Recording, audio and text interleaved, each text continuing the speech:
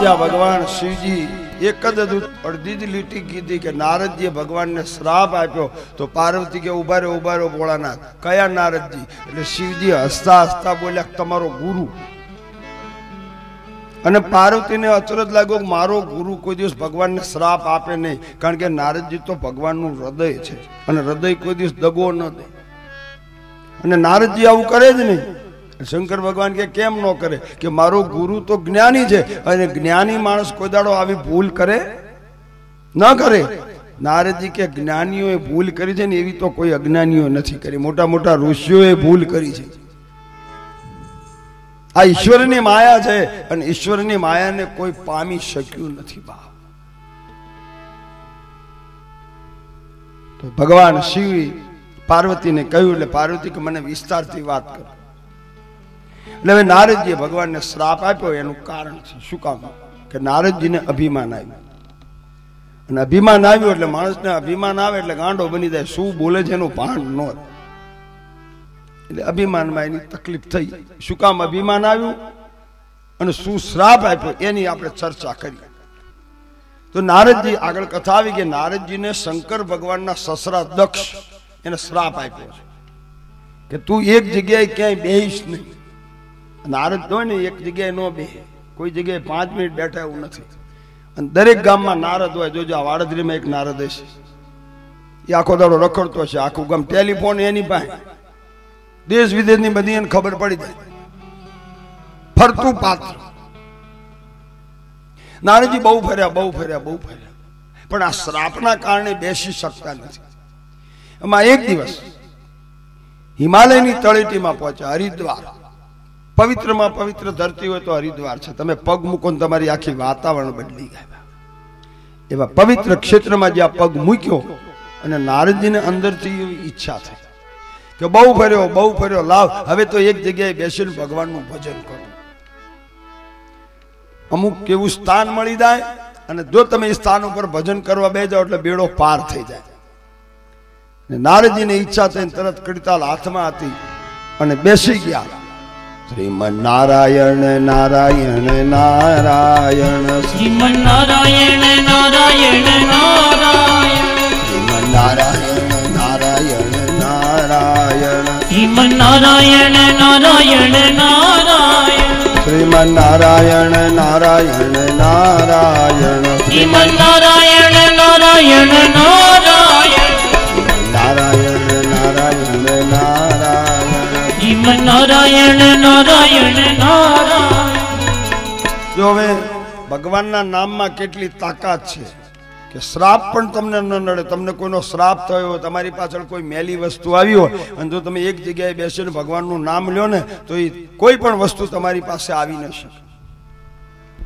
Hello ભાઈ, મનસુખભાઈ સુખાભાઈ રૈયાણી જ્યાં હોય ત્યાંથી રસોડામાં જલ્દી જાય.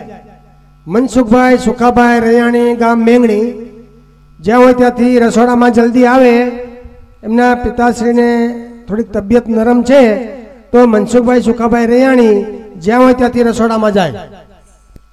ભગવાનના નામમાં આટલી તાકાત છે કે તમે નામ લ્યો એટલે તમારું બધું કાર્ય પરિપૂર્ણ થઈ જાય. એમ નારદજી દક્ષના શ્રાપથી પરેશાન હતા, પણ જ્યાં બેઠા ત્યાં તો સુમરિત હરી શ્રાપ ગતિ બાધી, રામ જય રામ,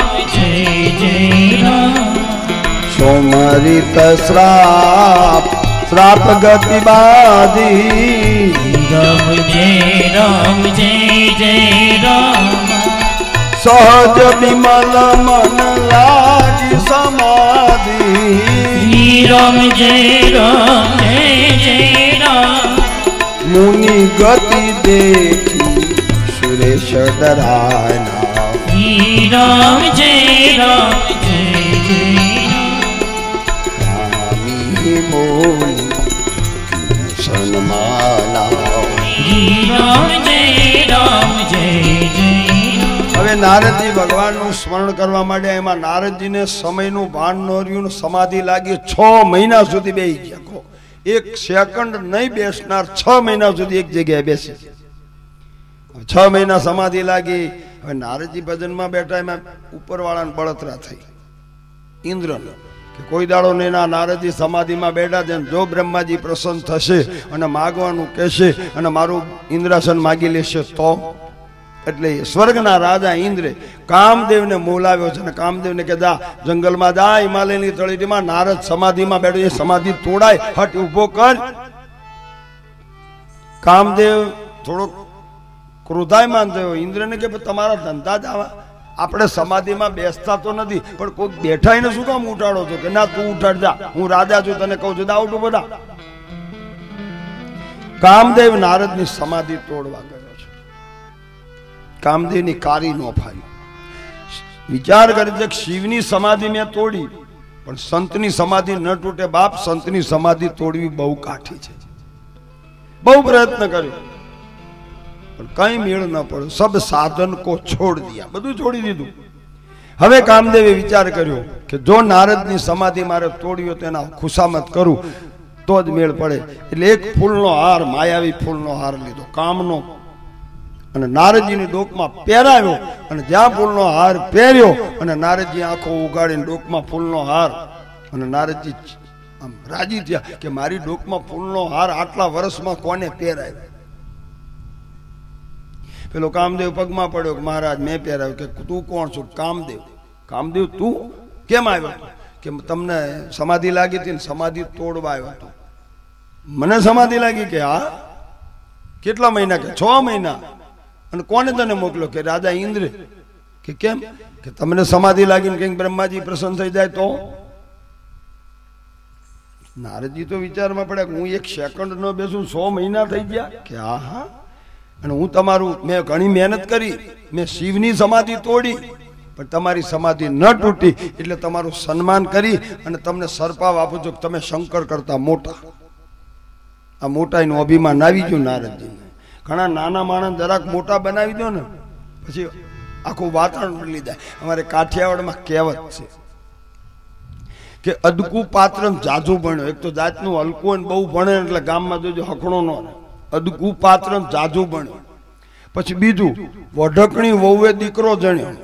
એક તો 55 વર્ષે આખા ગામમાં બાજકણીઓ, એમાં 55 વર્ષે જો ભગવાન દીકરો આપે ને પછી કેળમાં લઈને બજારમાં પછી મુખી હોય કે આ મોહનભાઈ છે કે એનું ન થાય તો ધબડાઈ રાખે.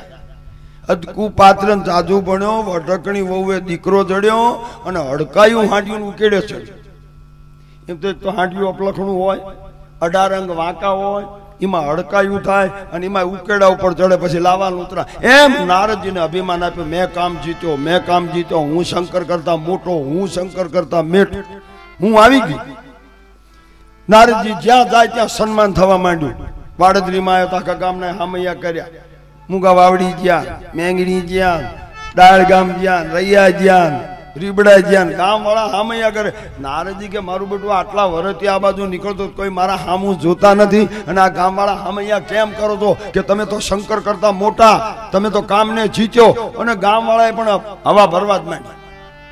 કારણ કે ફુગ્ગો છે ને એને માપની હવા ભરો ને તો વાંધો નહીં, પણ પછી બહુ ફૂલ હવા ભરો પછી ફુગ્ગાનું શું થાય? ફૂટી જાય. એમ આ જે કોઈ આપણા વખાણ કરે ને, બહુ ધ્યાન કરજો મારા બા. કોઈ પણ વ્યક્તિ આપણા બહુ વખાણ કરે ને તો કાનમાં આંગળી નાખજો, વખાણ સાંભળવા નહીં, નતર ઘણા તો વખાણ સાંભળીને ફૂલી જાય. ફૂલનો હાર કદાચ બહુ કોઈનો આગ્રહ હોય તો પહેરી લઈએ, પણ પહેરતી વખતે એટલું મને નહીં, મારા હનુમાનને પહેરાવે છે અને પહેરીને કાઢી નાખજો. ડોકમાં પહેરીને બેસી ન રહેવાય. હાર છે ને એ અભિમાન છે. ઘણા ના આવી જાય તમે હા કોઈને મારે કેવો હાર, હાર ન પહેરાય. એનું નામ જ હાર છે, હરે આવી દે એનું નામ હાર. નારદજીને અભિમાન આવ્યું, મેં કામ જીત્યું, હું શંકર કરતા મોટો. આખા ગામમાં પધરામણી.